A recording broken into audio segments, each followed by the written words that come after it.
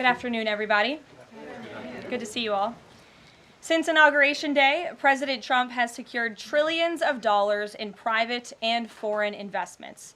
Every single day, more money is pouring into our country, which will create more jobs for hardworking Americans. Today, Schneider Electric pledged to invest more than $700 million in the United States to boost American energy infrastructure and AI. On Monday, Hyundai announced a $20 billion investment in the United States, including $5.8 billion for a new steel plant in Louisiana, which will create nearly 1,500 high-paying jobs. President Trump is truly turning America back into a manufacturing superpower. Yesterday, President Trump marked National Medal of Honor Day by meeting with 21 of our nation's bravest heroes and incredible patriots who have been awarded the highest military honor. Beautiful picture. The president also signed a historic executive order to protect the integrity of American elections by strengthening voter citizenship verification and banning foreign nationals from interfering in U.S. elections. These are the common sense solutions that only Democrats could oppose. But voters deserve elections they can trust, and critical confidence is being restored thanks to President Trump's leadership. Later this afternoon in the East Room, President Trump will mark Women's History Month by honoring the exceptional women around our country, including the highly talented women in his administration and his cabinet. And on an additional scheduling update, the president will hold a press conference in the Oval Office today at 4:00 p.m. to announce tariffs on the auto industry, and I will leave that to him to make that announcement later. Unfortunately, all of this good is happening for our country. This administration is working hard on behalf of the American public every day, but the mainstream media continues to be focused on a sensationalized story from the failing Atlantic magazine that is falling apart by the hour. Here are the facts. The National Security Advisor has taken responsibility for this matter, and the National Security Council immediately said, alongside the White House counsel's office, that they are looking into how a reporter's number was inadvertently added to this messaging thread. We have said all along that no classified material was sent on this messaging thread. There were no locations, no sources, or methods revealed, and there were certainly no war plans discussed. The Atlantic has even admitted this themselves. Their release of these internal messages validates the truth, which we have been saying all along. If this story proves anything, it proves that Democrats and their propagandists in the mainstream media know how to fabricate, orchestrate, and disseminate a misinformation campaign quite well. And there's arguably no one in the media who loves manufacturing and pushing hoaxes more than Jeffrey Goldberg. Goldberg is an anti-Trump hater. He is a registered Democrat. Goldberg's wife is also a registered Democrat and a big Democrat donor who used to work under who? Hillary Clinton. This is the same Jeffrey Goldberg who infamously lied about weapons of mass destruction to get us into the Iraq War, which cost trillions of dollars and thousands of American soldiers. And how else has Goldberg discredited himself? By absurdly claiming that President Trump was Vladimir Putin during the 2016 campaign, by peddling the Russia hoax that tried to hijack President Trump's first term, by inventing the suckers and losers hoax to help Joe Biden in the 2020 election, by peddling a hoax about President Trump involving Gold Star families to help Kamala Harris in the 2024 election, which our campaign at the time vigorously denied. Jeffrey Goldberg didn't care. There's more, but we don't have all day, and we can now add this signal hoax to this very long list. The real story here is the overwhelming success of President Trump's decisive military action against Houthi terrorists. On March 15th, President Trump ordered a series of military operations against the terrorist Houthis to defend U.S. shipping assets in the Red Sea, restore freedom of navigation for international shipping, and defend the United States from enemy threats. United States forces successfully struck down dozens of targets across Houthi-controlled territory. And as a result of these actions, several Houthi leaders were killed, including the Houthi drone chief, his deputy, and several of their drone experts and other key leaders. We also destroyed command and controlled facilities, weapons manufacturing facilities, and advanced weapons storage locations. And it's important to remember why this powerful action took place in the first place. because of Joe Biden's incompetence and pathetic weakness on the world stage for years. The Houthi terrorists grew emboldened.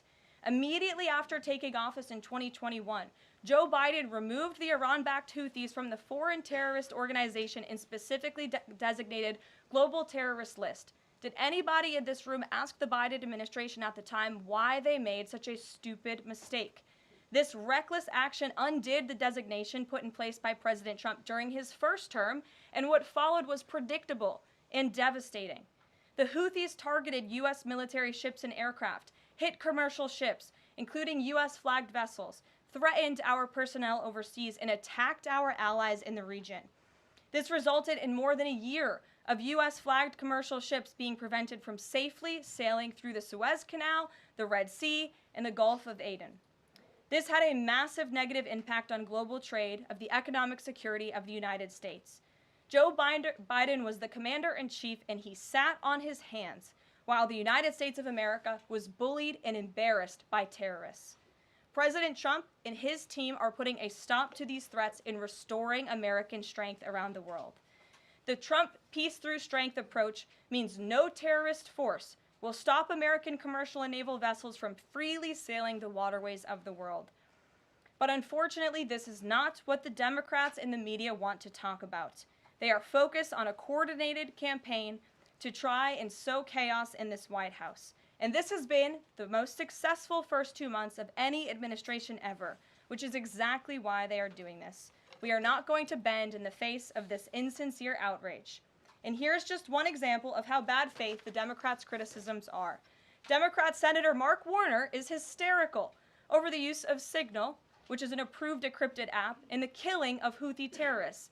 But Senator Warner himself used Signal to work with a lobbyist for a Russian oligarch to connect the disgraced Steele dossier author who started the Russia hoax, which Jeffrey Goldberg later reported on. How ironic.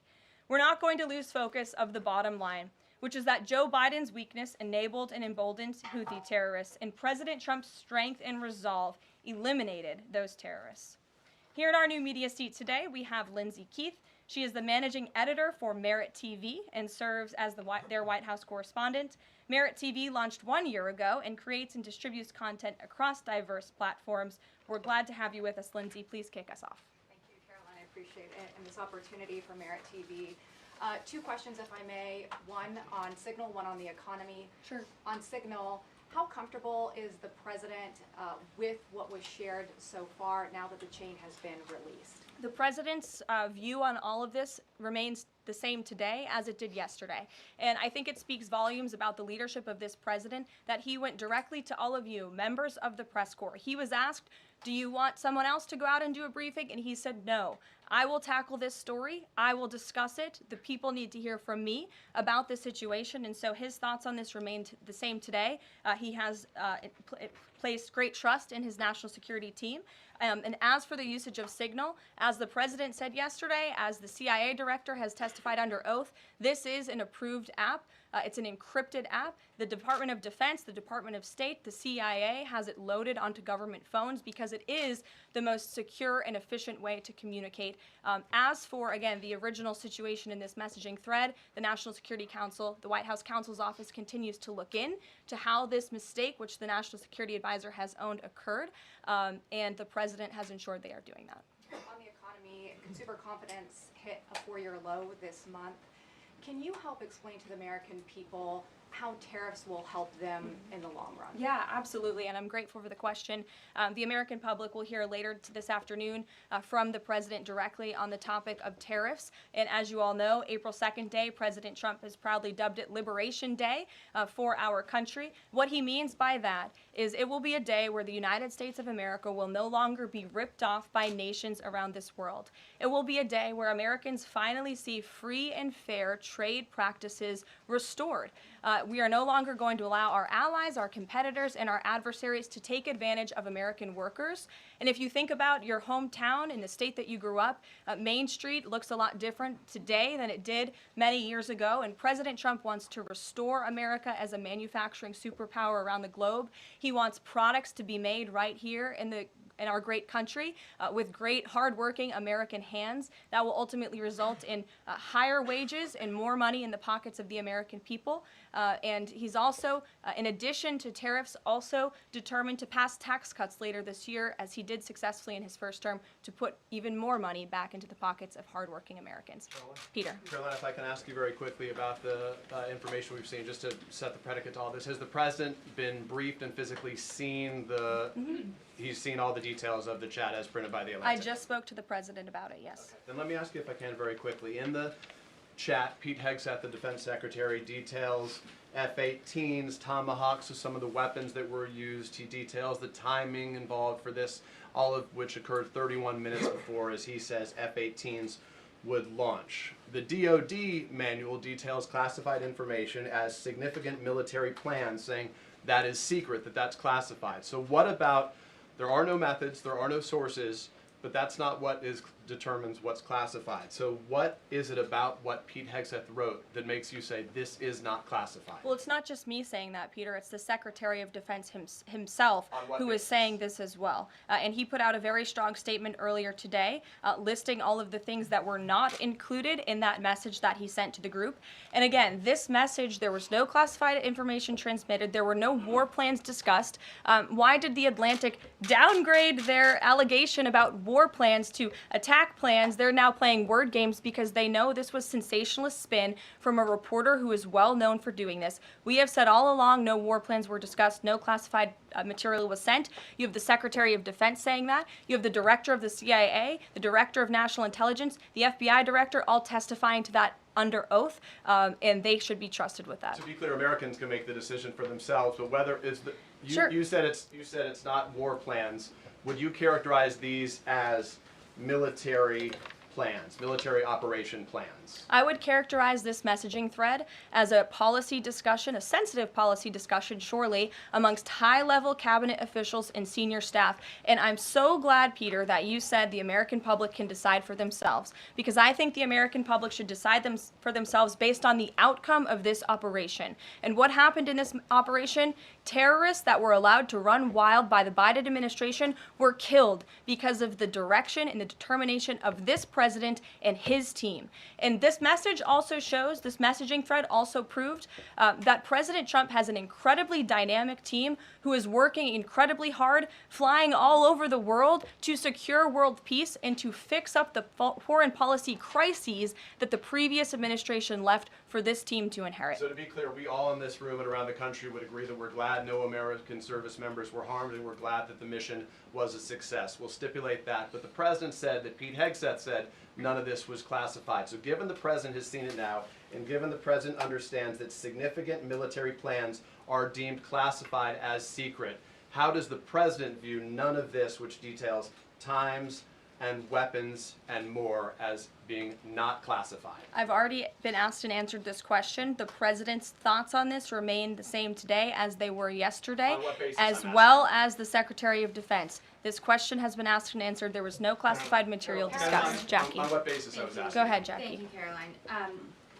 So why aren't launch times on a mission strike classified? Again, I would defer you to the Secretary of Defense's statement he put out this morning. There were various reasons he listed, things that were not included in that messaging thread that were not classified. And again, going back to the American public, do you trust the Secretary of Defense, who was nominated for this role, voted by the United States Senate into this role, who has served in combat, honorably served our nation in uniform? Or do you trust Jeffrey Goldberg, who is a registered Democrat and an anti-Trump sensationalist reporter? This president and this national security team are putting our national security and the American people first. We are restoring American strength around the world, and the results of this operation speak for themselves. Putting aside Jeffrey Goldberg, though, just for for American service members who are going to have to carry out these missions in the future, what I guess the message that's coming from the response to all this that we're hearing is that nothing sensitive happened, and I guess the logical conclusion of that is that if these messages had gone out publicly prior to the launch, that wouldn't have been a risk to service members. I don't know that they're comfortable with that. So can you explain, had these messages been published, would the plans have moved forward? Would the launch have still taken off? What I can tell you is that the President, as the Commander-in-Chief of our United States Armed Forces, and Secretary Pete Hegseth, who is an incredible man and a warfighter himself, take the lives of our American service members with the utmost responsibility, and they would never do anything intentionally to put their lives at risk. And again, they are working hard on that every single day, and we are protecting our service members while also restoring peace throughout this globe. It's something the previous administration has not done. And I would just add one more point. We are not going to be lectured about national security and American troops by Democrats and the mainstream media who turned the other cheek when the Biden administration, because of their incompetence, left 13 service members dead in Afghanistan, and not a single person in the previous administration was held accountable for that botched withdrawal. Joe Biden said, in fact, it was a great operation. That is despicable. It's unacceptable to this president and this Secretary of Defense. The National Security Advisor has taken responsibility for this inadvertent number being added to the messaging thread. But above all, we take the lives of our troops, safety, security, prosperity around the globe with the utmost seriousness. Goldberg's intentions, do you believe Jennifer, that he go would ahead. release that to embarrass the administration ahead of the worldwide threats? Jennifer, go ahead. Given what you've said about the president's trust in his national security team, can you say definitively that no one will lose their jobs? No one will lose their job at all because of this signal situation? What I can say definitively is what I just spoke to the president about, and he continues to have confidence in his national security team. Caroline, Go ahead. One more, can I ask one more, Karen? On the targets in Yemen, on March 15th, can you say were 100% of the targets that were planned for March 15th, were they all destroyed? Because that would be an indication if some of them were moved or they were not all hit, that maybe perhaps some of the enemies were able to get some of the information in that signal. What I can say about the operation is what the Department of Defense has put out there. I would refer to them for any further operational details. But there have been more than 100 strikes conducted against Houthi targets, and they have hit key Houthi leaders, air defense systems, command and control nodes, headquarters, weapons manufacturing and storage facilities, and these operations will continue until the freedom of navigation in our seas is restored and U.S. shipping can safely transmit without the fear of attack. And again, we believe that this has been a very successful operation thus far, and it will continue until this administration feels it no longer has to, and these terrorists have been taken out, which again is something the previous administration should have done, but they didn't, and now we've inherited this crisis. Stephen. Thank you, Caroline. I'd like to clarify something about the investigation and also ask about some conservative commentary. On the investigation, Mike Waltz said last night that he had spoken to Elon Musk about figuring out how Jeffrey Goldberg's number got in his phone. You mentioned the NSC and the White House counsel's office investigating. Can you just clarify who is investigating, who's leading that, and also Dave Portnoy, who endorsed President Trump, said today that he thinks that Mike Waltz should leave. Could you respond to that? Sure. Great respect for Dave Portnoy, but I just answered that previous question from Jennifer. As for your original question about who's looking into the messaging thread, the National Security Council, the White House counsel's office, and also, yes, Elon Musk's team. Elon Musk has offered to put his technical experts on this to figure out how this number was inadvertently added to the chat. Again, to take responsibility and ensure this can never happen again. Caitlin. I have two questions. One on a follow-up on something you just said. But since we have these messages released, and you said that the president has now personally reviewed them, at the chat at one point, Pete Hegseth wrote 14-15 strike drones on target, and in all caps he said, "This is when the first bombs will definitely drop." Does the president feel that he was misled by his national security advisors, whoever it was that told him there was no classified information in there, now that he's seen these messages? I've now been asked and answered this question 3 times by the both of you, and I've given you my answer. The president feels the same today as he did yesterday. Okay, Philip. and on my follow-up on what you had just No, said. go ahead, Philip. I have a Caitlin, I'm not taking your follow-up. The Vice Philip, go I have ahead. a follow-up on something you Express just said, though, Caroline. That's Caitlin, regarding I'm not Jeffrey taking Goldberg. your follow-up. Philip, go ahead. I have called on you. Thank The you. Vice President seemed to express some frustration that Europe wasn't doing more to police waterways in their backyard, noting in that signal thread that 40% of European trade goes through the Suez Canal. Does the President share that opinion and frustration? And then going forward, should the Europeans be responsible for policing that waterway? Well, the president was asked this question yesterday by the pool in the cabinet room, and he answered this question. He said yes, he believes that Europe has been, as the vice president put it, freeloading on the backs of American taxpayers and off the backs of the United States of America, and he wants to ensure that Europe pays their fair share. He's always been very honest and upfront about that, and I think the vice president shares those concerns with him as well. And then one more. Sure. You know, enlisted soldiers, sailors, and Marines would face consequences if they shared this type of information inadvertently with a reporter. Can you tell us more why the president is so willing to give Mike Waltz a mulligan here? Again, I have now been asked and answered the same question using different language multiple times. If anybody has another question, there's a lot of different things going on in the world. We have tariffs possibly being implemented later today. The president is going to talk about that at 4 o'clock this afternoon. Sure, go ahead. Okay, thank you for taking my question. I wanted to first and foremost thank the administration for the election integrity executive order, because so many journalists for 4 years were banned from talking about this very subject. So thank you to the administration for that. My question is, yesterday President Trump, when signing the order, said that there is more to come when it comes to election integrity. Would that include same-day voting and hand-counted paper ballots? And why are Democrats so against election integrity measures like obviously proof of citizenship when it comes to voting in a United States election? Well, it's a very good question. You'll have to ask the Democrats why they're against so many common sense things, not just mandating voter ID. Why are they against men and women's sports? Why are they against deporting foreign terrorists from American soil who have been designated a foreign terrorist organization? I'm referring to Tren de Aragua. As for the election integrity executive order that the president signed yesterday, this is in an effort to restore trust in American elections. There were more than 10 steps taken, 10 executive actions taken throughout this one order. It directs the department, or the attorney general rather, in Homeland Security to prevent non-citizens from any involvement in administering elections. There's also another host of actions. We can provide the fact sheet for you, but it's a very strong election integrity executive order, and the president would also like to see Congress do something about this very important issue. Sure, go ahead. Karoline, the Republicans and Democrats alike have been expressing some concern about the frequency with which senior Trump officials have been using the Signal app.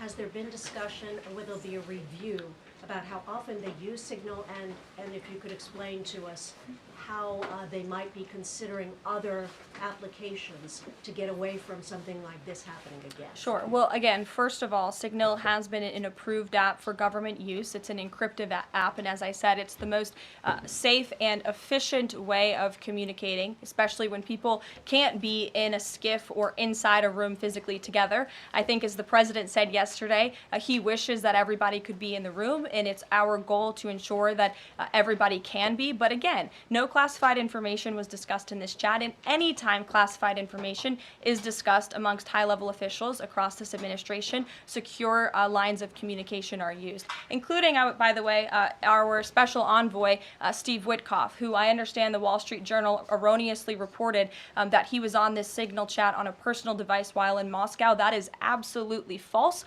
Steve Witkoff did not have his personal device, nor did he have his government device with him. He was given a classified, protected server by the United States government, and he was very careful about his communications when he was in Russia. So rest assured to the American public, this administration is taking every precaution when it comes to protecting our national security, and that's why the American people reelected this president, because they know that our national security is in good hands with the President of the United States. Speaking of the Vice President, I understand he's going to be speaking any moment now. I would hate to counter-program the Vice President of the United States. You'll also hear from the President at 3 o'clock. He will be honoring women's history at the Women's History Month celebration. We have a lot of great women across our cabinet who will be in attendance, so we'll see you all there. And then you'll also hear from the President again at 4 o'clock when he talks about tariffs. So plenty of time for more questions. Sorry it's a bit shorter today, guys. We'll see you later.